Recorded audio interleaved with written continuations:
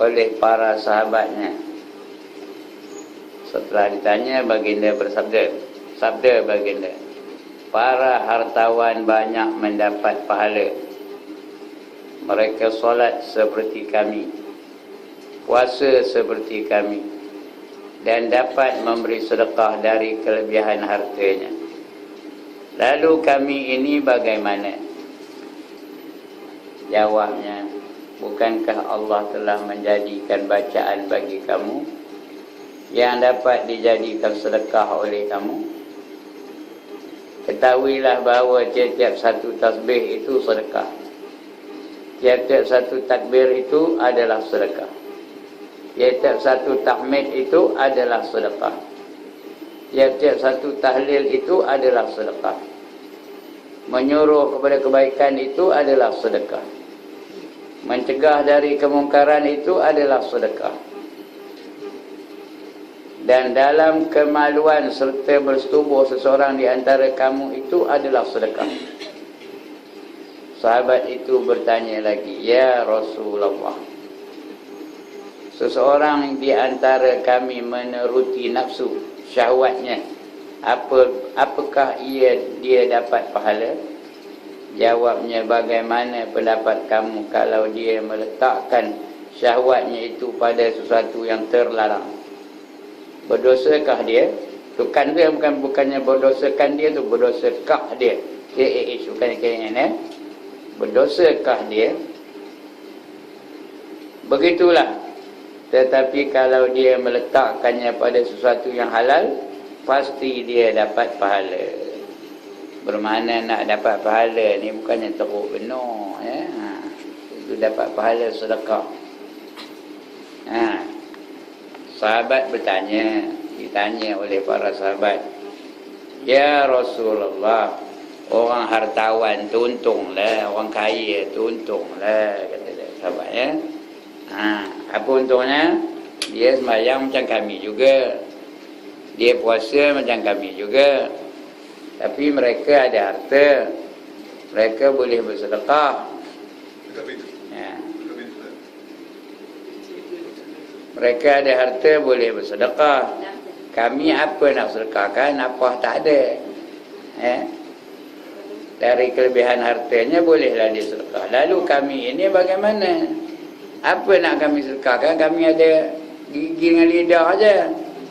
Peta tak ada, duit tak ada, emas tak ada, belian tak ada, cincin tak ada. Apa nak kami sedekahkan, kata sahabat. Kerana sahabat-sahabat dulu ramainya miskin-miskin. Abu Hurairah tu miskin, apa tak ada. Kadang-kadang 3-4 hari tak makan, lapar je kadang, ya. Ada juga yang kaya, seperti Umar Ibn Khattab tu kaya, Abu Bakar Siddiq pun sendiri tu kaya, Osman bin Abdul Rahman bin Auf lagi kaya. Jadi kata sahabat, dia untunglah duit banyak, harta banyak, senang mereka itu nak beribadah. Bila apa aja, bila ada aja keperluan, mereka pun mengeluarkan harta untuk keperluan orang lain, dapat pahala sedekah, ya. Kami ni apa nak kami sedekahkan, kata sahabat. Apa tak ada, gigi dan lidah aja, liur aja. Jawab Nabi, Allah telah menjadikan bacaan bagi kamu. Apa bacaannya? Yang dapat dijadikan sedekah oleh kamu. Kamu baca segala perkara-perkara yang Allah suruh tu, dia ibarat macam sedekah. Dapat dijadikan sedekah olehmu. Ketahuilah bahawa tiap-tiap satu tasbih itu sedekah. Tasbih itu apa? Subhanallah, subhanallah, subhanallah. Itu tasbih. Itu kira sedekah tu. Kita boleh tak sedekahkan pahala tasbih itu kepada orang yang dah mati? Boleh tak? Kepada mak kita, kepada ayah kita, kepada adik-adik kita, kepada tu guru-guru kita. Sedekah tu. Subhanallah, subhanallah. Tidak pula mengurangkan pahala orang yang bertasbih tu. Kita bagi kepada orang. Dia bukan macam ayah ni. Ayah ni ada segelas. Saya share ayah ni dengan Tuan Jisam. Saya dapat sikit, Tuan Haji Sam dapat sikit. Tapi pahala bukan Rabi itu. Saya dapat penuh, dia pun dapat penuh. Walaupun kita sedekah pahala tu kepada 1000 orang, sama-sama penuh dapat belaka. Kerana Allah tu bukannya kedekut.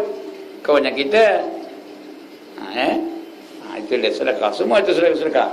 Banyaklah sebut tasbih. Itu sebab lepas sembahyang tu, lepas salam, jangan terubah aja.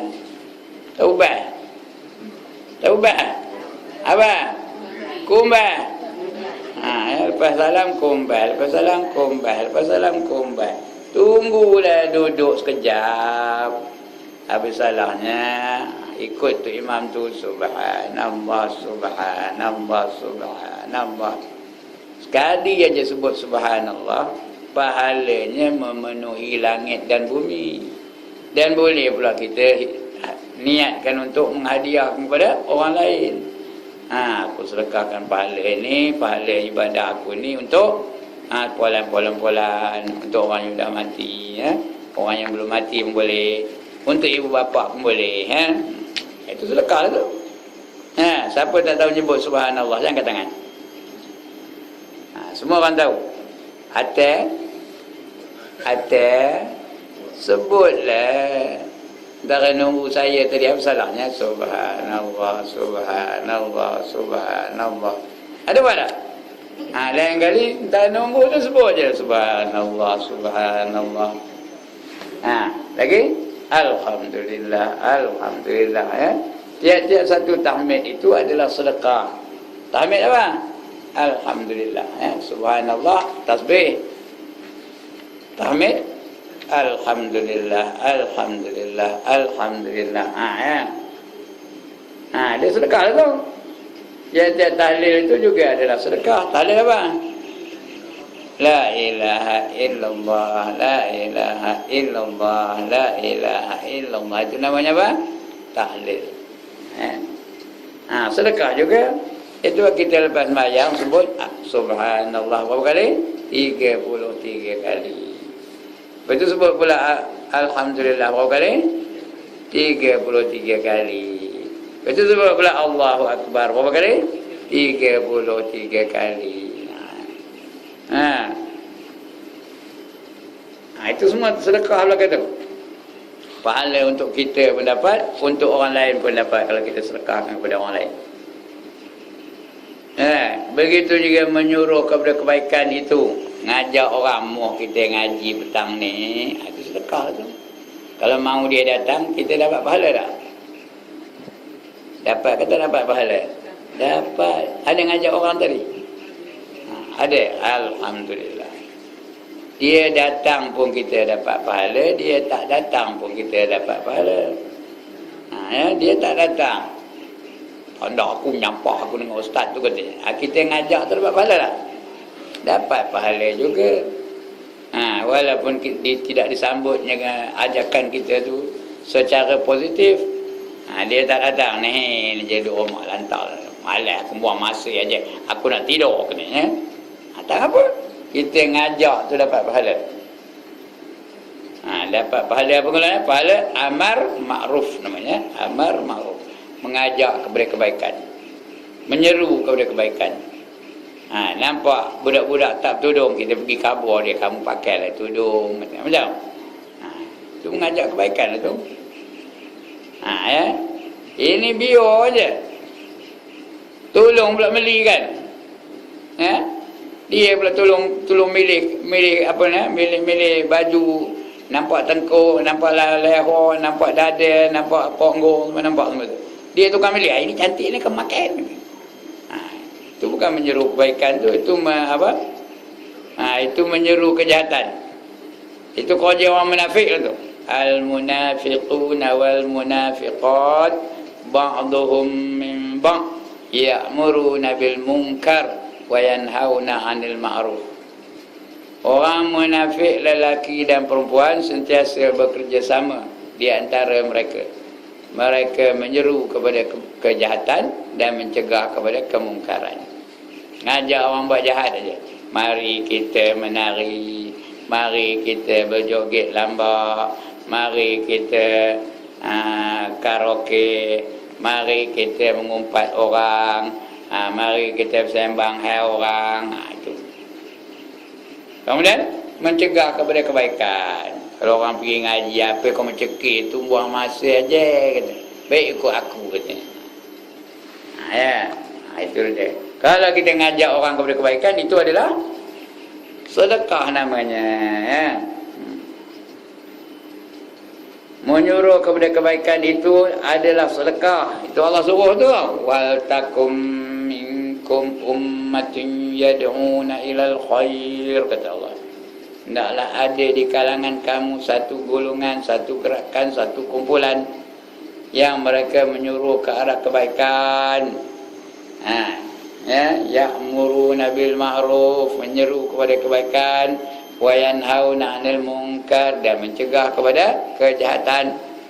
Bila orang nak buat jahat, dia cegahnya. Tengok anak kita keluar tak bertudung, cegah, jangan keluar kalau tak bertudung. Nak keluar pakai tudung. Anak kita apa dia takutkan? Takut ke dengan anak? Perempuan takut ke dengan anak? Apa nak takutkan anak? Lantaklah dia DO ke, dia magistrate ke, dia peguam ke, anak kita apa nak takutkan? Kalau dia melakukan kesalahan, tegur dia, larang dia. Ini kadang-kadang ramai mak-mak, ayah-ayah takutkan anak. Aku tegur orang, melepas aku kata. Dia bagi aku 400 bulan. Bila tegur kan langsung merajuk dia, langsung tak nak bagi aku duit. Lantaknya lah. Lantaknya tak nak bagi duit. Kalau bagi duit pun, kita biar mereka buat maksiat, lagi teruk. Jadi, mencegah daripada kejahatan itu adalah sedekah tu. Menyuruh kepada kebaikan adalah sedekah, mencegah daripada kemungkaran itu adalah sedekah. Dan dalam kemaluan serta bersetubuh seseorang di antara kamu itu adalah sedekah. Bersetubuh antara suami dan isteri itu kira sedekah tu, tahu? Isteri membiarkan suami menyetubuhi dia, sedekah tu. Suami pula menyetubuhi isterinya, itu juga sedekah. Kalau dapat anak itu apa? Bonus daripada sedekahnya tu. Lantaklah kita dah tulis sebut dia peduli kan. Benda-benda yang macam ni tu nak kena sebut juga mana yang buatnya. Dah ada dalam itu. Itu sedekah tu. Barang siapa menyetubuhi isterinya pada malam Jumaat, dia seolah-olah dapat pahala membunuh seorang kafir harbi. Tahu? Dia macam bunuh kafir harbi. Tahu kafir harbi? Kafir yang menentang Islam. Kalau dia bersetubuh dengan isterinya pada malam Jumaat, malam lain pun dapat pahala juga. Malam Jumaat dapat pahala, malam Isnin dapat pahala, malam apa lagi, malam Khamis dapat pahala. Dan makruh kalau dia tidak bersetubuh dengan isterinya 4 hari berturut-turut. Makruh. Mesti selang 4 hari sekali. Dia selang 4 hari sekali. Nampak tu? Perkara yang waktu itu pun boleh mengundang pahala. Itu sedekah lah namanya tu. Ada seorang, ini cerita je lah. Ada seorang, dia nak berjuang di jalan Allah, nak berjihad aja, udah ngasah parang aja khojel, nak bunuh orang kafir. Dia pun asah parang. Sakut isterinya tengok dia, apa hal orang ni, suami aku ni, habislah orang kafir keliling dia tebal, kata. Sudahnya dia pergi jumpa dengan tok gurunya. Isteri tu pergi jumpa dengan tok guru. Tok guru pun panggil dia. Kemudian tok guru terkabur.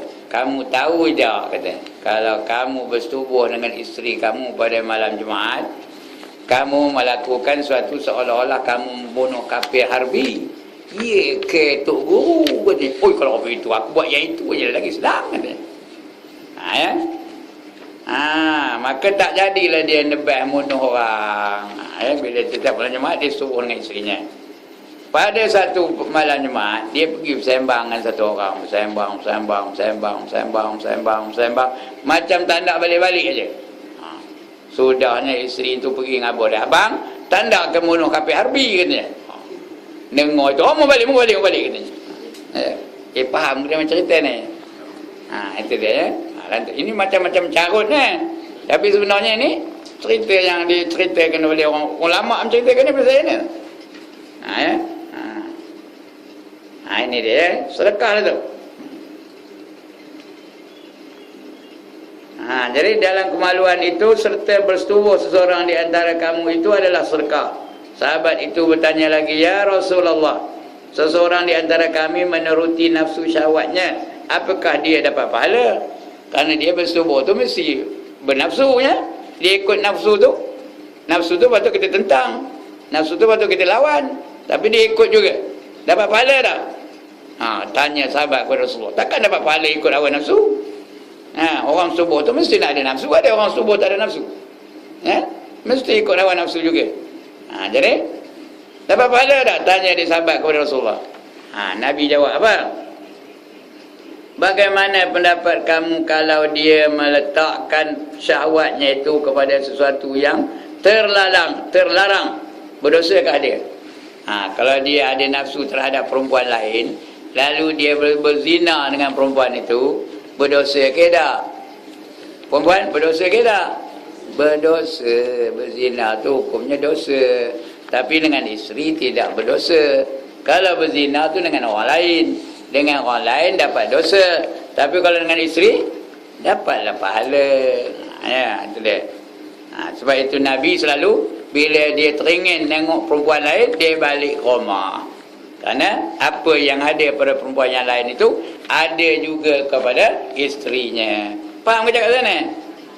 Apa yang ada pada perempuan yang lain itu juga ada pada isterinya. Jadi perempuan waktu itu ya, kalau suami itu balik lain macam apa itu, faham sikit. Itu dia ya. Demi Allah, orang lelaki suka mengatakannya. Bukan. Mak kata apa ni ya? Jawabnya, bagaimana pendapat kamu kalau dia meletakkan syahwatnya itu pada sesuatu yang terlarang? Berdosakah dia? Begitulah. Tetapi kalau dia melakukannya pada sesuatu yang halal, seperti pada isterinya, halal ke haram? Halal. Melakukan kepada yang halal, pasti dia dapat pahala. Siapa dapat pahala? Suami dapat pahala, isteri pun dapat pahala. Walaupun mengikut kehendak hawa nafsu. Okey, udah tu. Itu hadis yang ke-53 atau wasiat yang ke-53. Kemudian yang ke-54 pula. 53 ni ada bangkangan. Any objection? Tak ada bangkangan. Setuju je ya? Sebab itu haram hukumnya isteri menolak kehendak suami. Jangan beria benar suami itu sudah balik awal. Sudah masuk bilik, keluar bilik, masuk bilik, keluar bilik, dentum-dentam pintu bilik tu. Isteri nehin aja lagi. Tengok TV dulu, dah habis cerita baru nak masuk bilik. Berdosa tu tahu. Kalau suami itu memerlukan dia, kena ditunaikan kehendak suami itu. Kalau tidak, siapa nyuruh kahwin? Ni kahwin tak? Nak melaksanakan tanggungjawab tak nak? Bila udah dia jadi isteri, dia kena patuh kepada suaminya. Jadi laknat oleh malaikat pada malam itu sampai ke pagi kalau dia menolak kehendak suaminya. Okey, udah tu. Ada bangkangan? Tak ada nak bangkang? Baik, meminta izin kepada suami apabila hendak keluar rumah. Tadi nak pergi, tadi tak apa. Kalau pergi fardu ain tak ada pula berdosa ya. Kalau suami larang pun dia wajib keluar juga. Kalau suaminya melarang, dia wajib juga keluar untuk menuntut ilmu. Tahu? Tak apa. Tapi kalau nak pergi pekan Sabtu, kalau nak pergi pekan Sabtu apa macam? Kena minta izin dulu. Bukan ngabur ya. Ngabur lain, minta izin lain. Itu tak apa lah. Kalau dia ngajak dia sekali pergi, itu tak apa. Yang salah ni dia balik-balik dari kedai, tengok dah tak ada. Mana mak komen? Entah kata nak. Rupanya dia dah berada di mana? di pekan Sabtu. Itu berdosa tu, dilaknat oleh malaikat. Setiap pagi nak pergi kena khabar. Sekurang-kurangnya pesan. Kalau abang balik kan, saya tak ada rumah, katanya saya pergi kan, pekan Sabtu ya, boleh bang? Boleh, kata suami. Pergilah, tak apa. Tapi kena minta izin, jangan ngabur aja. Kena minta izin. Abang, bolehkah saya keluar pergi ke pekan Sabtu? Boleh, kata abang tu. Pergilah ya. Jangan ngabur, saya nak pergi pekan Sabtu bang, kata. Suami tu diam, tak bercakap. Itu ngabur, bukan minta izin. Ngabur lain, minta izin lain. Kena minta izin. Macam nak puasa sunat juga. Kena apa? Kena minta izin suami dulu. Abang, can I puasa tomorrow? Katanya. Apa kata suami tu? Yes. Baru puasa. Kalau tidak, haram lagi, tidak sah. Ini pun betul juga. Bila nak keluar, kena minta izin dari suaminya. Isteri yang solehah itu apabila ia hendak keluar rumah, ia memohon izin kepada suaminya terlebih dahulu. Serta menjelaskan ke mana ia hendak pergi dan apa tujuannya. Kena khabar nak ke mana, apa buat nak pergi, apa dicekih nak pergi ke pekan Sabtu tu, apa tujuan. Kena khabar, saya pergi sana nak beli lauk, nak beli ikan, nak beli udang, nak beli ketam, apa-apalah, nak beli sayur dan sebagainya. Kena khabar kan. Kalau tidak, berdosa. Kalau suami tak izin, dia keluar, berdosa lah tu. Itu kebanyakannya kopi tu, suami isteri ni kadang-kadang mereka tak ada apa, tak ada perpaduan, tak ada perpaduan pun tak betul, tak ada apa nama, tak ada persesuaian. Dia keluar rumah tengok suami tak tahu mana macam entah mana kau tahu, katanya. Suami pun tak tahu di mana isterinya pergi. Jadi kena minta izin. Dia kena tahu. Kecuali yang tak payah minta izin apa? Kalau keluar untuk menuntut ilmu fardu ain, itu tak apa. Belajar bab semayang, belajar bab puasa, belajar bab bersuci, belajar bab najis, yang fardu ain. Tapi kalau fardu kifayah, kena minta izin lagi. Belajar menjahit, kena minta izin tak? Kena minta izin. Belajar memasak, kena minta izin tak? Kena minta izin. Belajar menari, macam? Belajar menari, macam? Haram langsung. Minta izin pun haram, tak minta izin pun haram. Apa dia? Suami yang mengizin pun berdosa juga. Isteri keluar pun berdosa, suami yang mengizin pun berdosa juga. Itu dia. Tidak perlu lama, kerana kepergian isteri yang tanpa disertai oleh suami adalah kurang baik. Bukan kurang baik pun, memang tak baik. Sebab dapat menimbulkan perkara-perkara yang tidak diinginkan.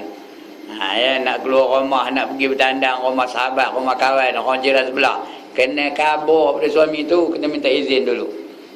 Baru boleh bertandang ya. Jangan kejam-kejam rumah orang tu, suami pun tak tahu. Jenuh mencarinya. Lebih-lebih lagi kalau suami tu jenis kerja shift. Tahu kerja shift? Kerja yang tak tentu masa. Kadang-kadang malam kerjanya, kadang-kadang petang kerjanya. Dia nak bersiap untuk pergi kerja tu, di situlah, masa itulah isteri perlu ada di sampingnya. Ngapa dia perlu ada? Yang pertama, dia nak tahu mana tali pinggang dia, mana tali kasutnya, mana jam tangannya, mana cermin matanya, mana butang bajunya. Macam dia nak kahwin tu, Jamil nak kahwin, tangan mana butang baju saya pak, kata. Tak ingat kena mana saya seorang ni kena tengok ni. Mesti dia nak berada di sisi suami tu. Tak ada tengok kan? Wah, udah kalau tak tengok. Begitulah. Kenapa? Masa itulah dia memerlukan isterinya. Kalau dia suaminya kerja polis ke, kerja askar ke, Kerja ambulan ke, kerja doktor ke. Kadang-kadang mereka tu masa kerja ni bukan tentu ya. Kadang-kadang dia shift malam. Bila shift malam, dia perlukan bantuan isterinya. Bajunya tang mana, udah gosok letak tang mana, tali pinggangnya tang mana, cermin matanya tang mana, kasutnya di mana dan sebagainya. Jam tangan di mana? Mana cermin aku, katanya. Dia pun sana cari. Rupanya dia di muka dia cermin tu. Dia makan cermin mata tu, mencari cermin mata. Ada tak orang apa tu? Ada ya. Kalau ada isteri senang, itu ada mata tu kena. Baik. Sebab bagi menimbulkan perkara-perkara yang tidak diingini. Kalau dia keluar seorang-seorang, boleh timbul fitnah dah.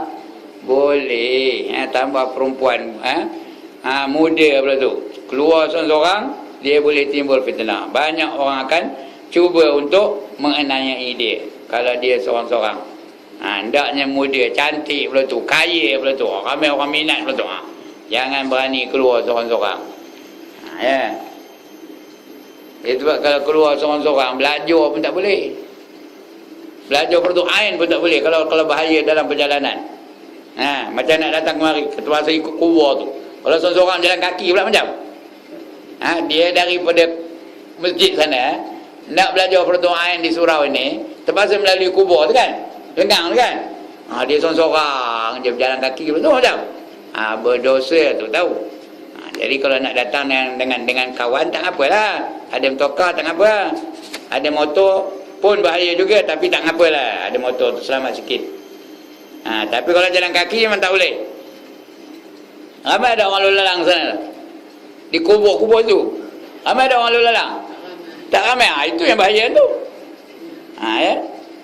Semua ada. Hindu ada, Menggali ada. Ya. Tak ada ke Hindu lalu gitu? Ada ya. Atau kalau Melayu pun selamat ke juga? Tentu jamin selamat ke? Tak jamin selamatnya. Tambah perempuan kalau seorang-seorang, dia menimbulkan fitnah ya. Menimbulkan fitnah. Sebab itu jangan seorang-seorang lah, pergi dengan berkumpulan atau dengan berkenderaan dalam tokar, tak apalah, apa bahaya dalam tokar ya.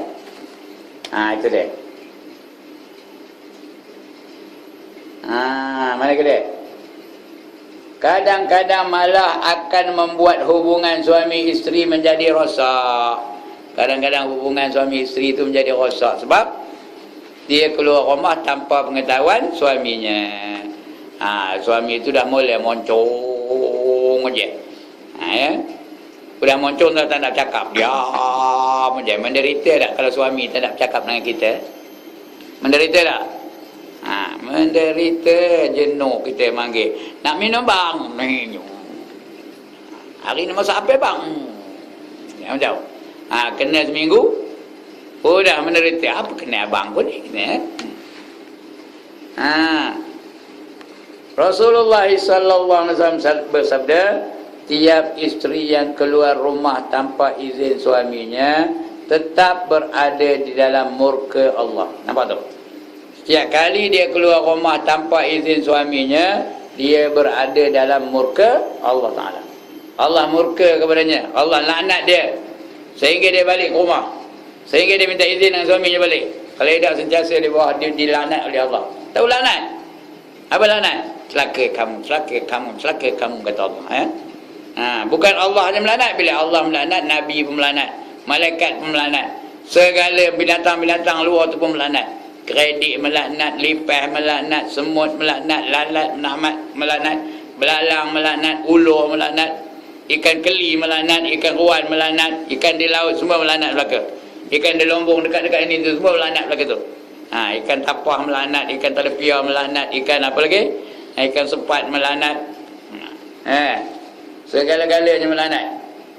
Kalau dia keluar rumah tanpa izin suaminya. Sehingga ia kembali ke rumahnya atau dimaafkan oleh suaminya. Sedangkan di lain riwayat diterangkan, duduk oleh malaikat di langit serta apa saja yang berada di bumi sehingga ia kembali. Dilaknat oleh malaikat dan juga segala apa yang di bumi. Apa yang ada di bumi? Semua melaknat dia. Siapa? Apa yang ada di bumi? Segala perkara yang ada di bumi itu melaknat dia. Di bumi ni apa yang ada? Sikit banyak ke benda di atas bumi ni semua melaknat dia. Celaka kamu Timah, celaka kamu Minah, celaka kamu Munah, celaka kamu apa lagi? Farida, celaka kamu. Tak kira lah nama yang siapa. Ya, asal ada di bumi ni. Ular ada lagi, semut ada. Ada berapa semut di bumi ni? Ada berapa ekor semut di bumi ni? Bukan di mana Nawon aja.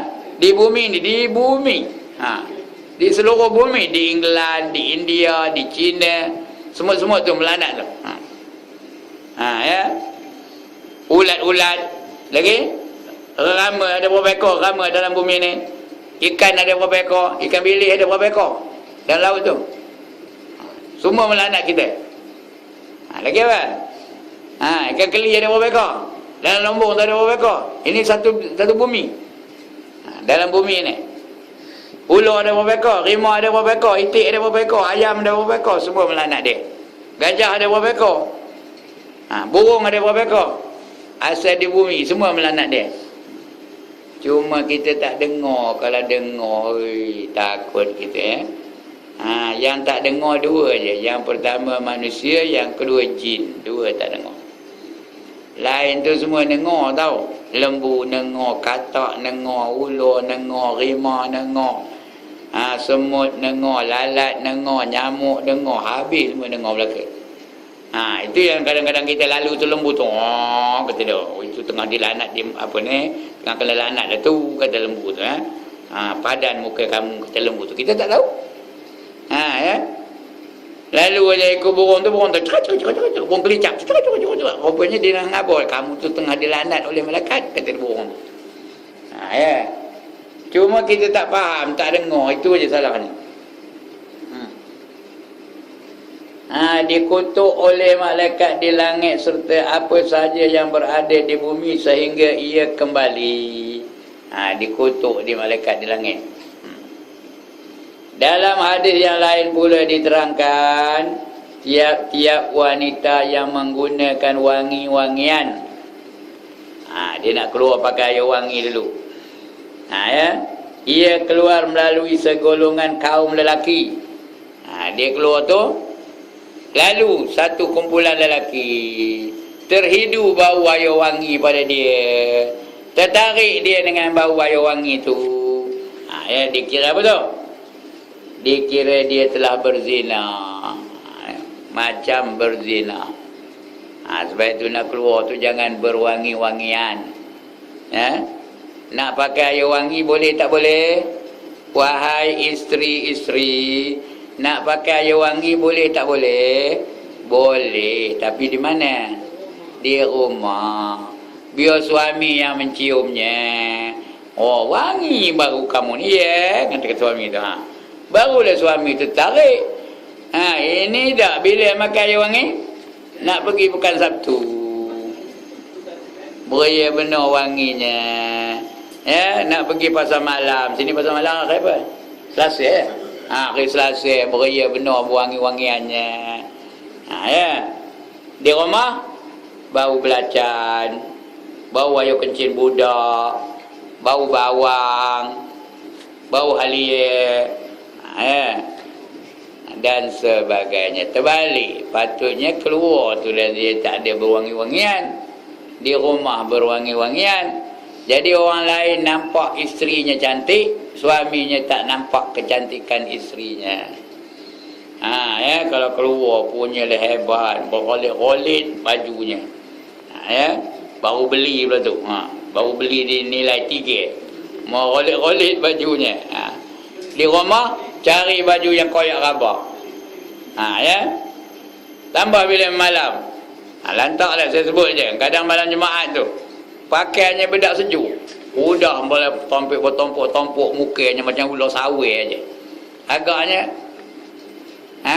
suaminya tertarik ke tengok dia kau ular sawir aja mukanya. Cuba jawab cara saya. Tertarik ke suaminya tengok ular sawir? Itu dia, lantak lah saya sebut aja. Dulu dia kata saya dah tua.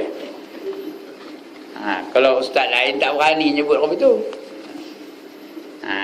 Itu dia. Tiap-tiap wanita yang menggunakan wangi-wangian, kemudian ia keluar melalui golongan kaum lelaki, dan ia bertujuan supaya bau, tujuan di hati tu. Dah niat lagi dalam hati tu. Bertujuan supaya bau wanginya itu dicium oleh kaum itu. Biar aku lalu ikuti, biar dia cium dia bau wangi aku ni. Biar dia tertarik dengan aku. Biar dia apa dengan aku ni. Biar dia tertawan dengan aku. Biar dia tahu siapa aku ni. Maka dia telah berzina. Dia telah melakukan zina tu. Sebab zina ni perempuan bukan buat aja. Hampir pun tak boleh. Apa kata Allah dalam Quran? Wala taqrabuz zina innahu kana fahisha. Jangan kamu hampir dengan zina. Sesungguhnya dia adalah apa? Satu perbuatan yang sangat keji. Wasa'a sabila, dan jalan yang sangat jahat bagi orang yang berzina tu. Dia satu perbuatan yang sangat keji, dan jalan yang sangat jahat. Sebab itu orang berzina dalam dunia ni hukumnya apa? Apa hukumnya? Kalau dia berzina dalam dunia ni, kalau kerajaan Islam dan pemerintah, orang berzina apa hukumnya?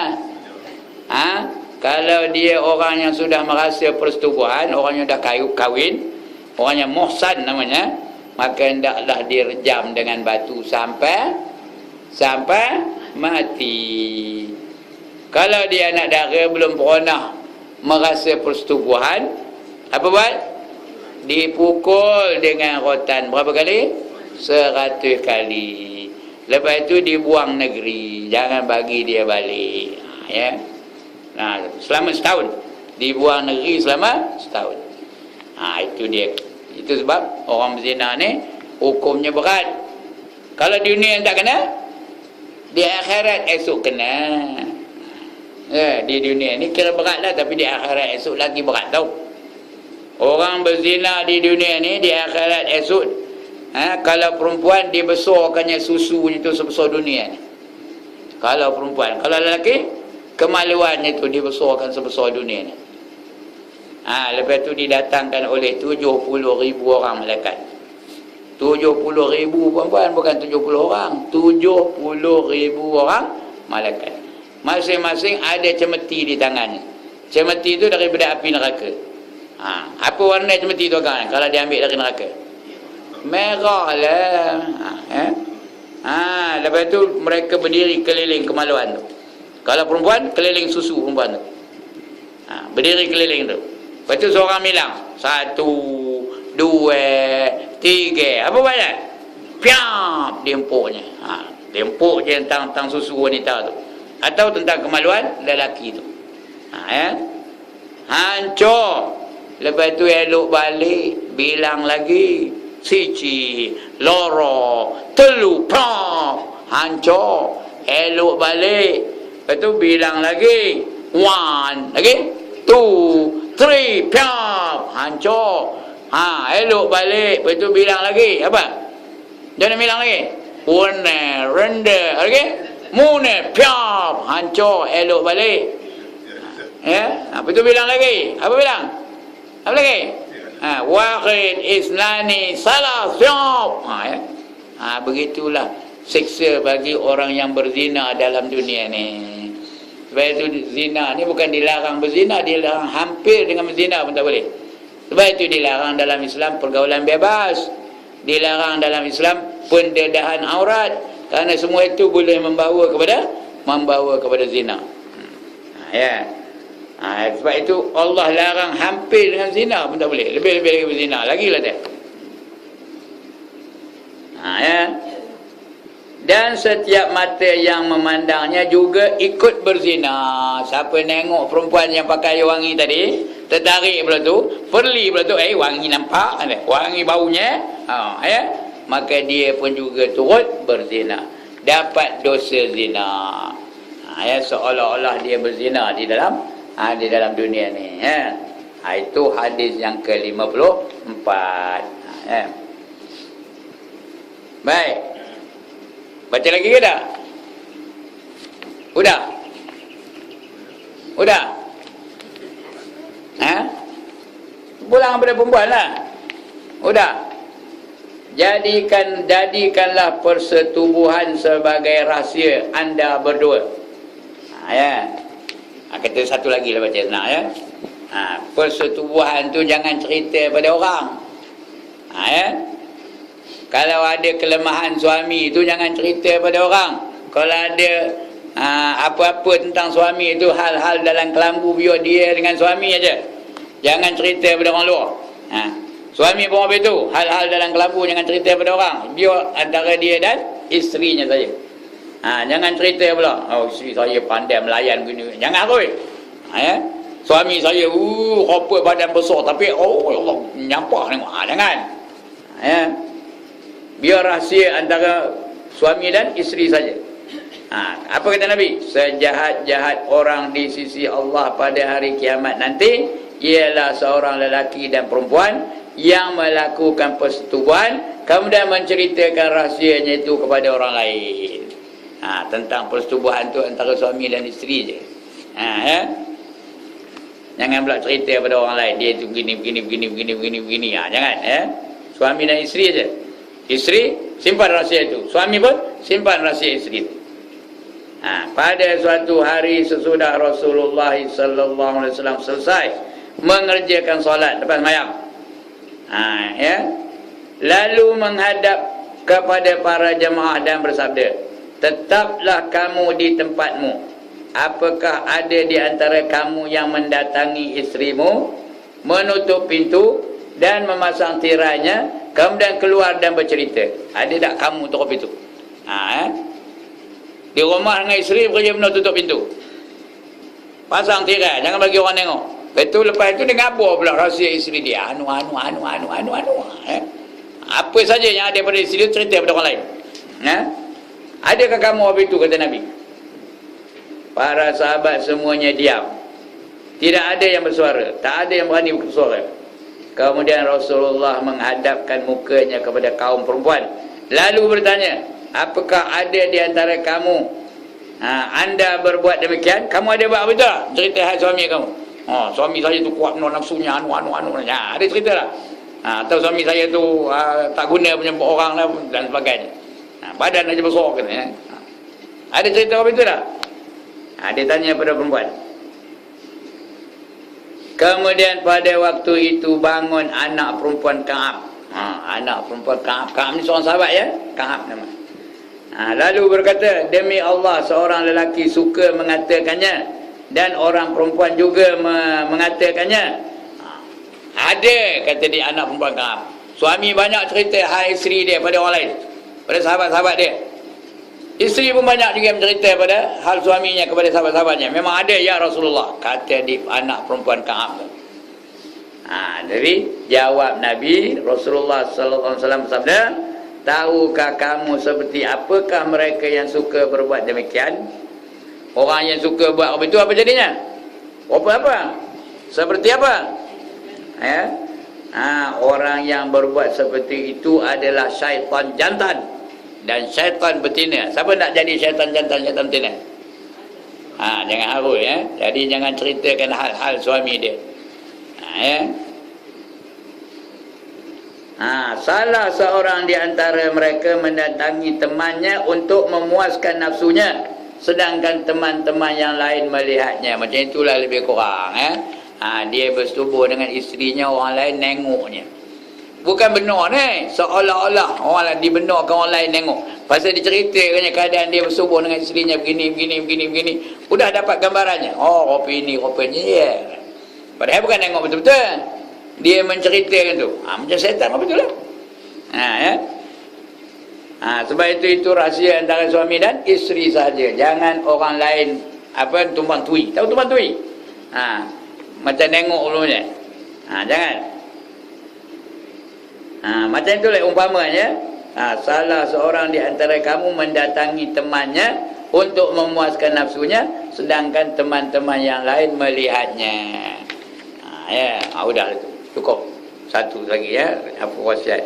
Bermakna Ya, sebenarnya perhubungan antara suami dan isteri itu antara siapa? Antara siapa? Antara suami dan isteri sahaja. Jangan orang lain tumpang tui. Tahu ke tumpang tui? Dia cerita pada orang lain. Oh, apa ini, apa yang kau meyek? Jangan. Itu antara suami dan isteri saja. Wallahu alam. Cukup itu ya. InsyaAllah kita akan baca lagi. Berbicara dengan penuh kasih sayang kepada suami. Cakap dengan suami. Karang, balik kang. Cakap dengan suami macam mana? Penuh kasih sayang. Bermanja-manjaan dengan suami tu.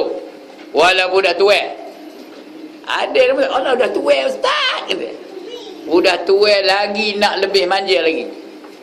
Lagi tua lagi nak mesra lagi.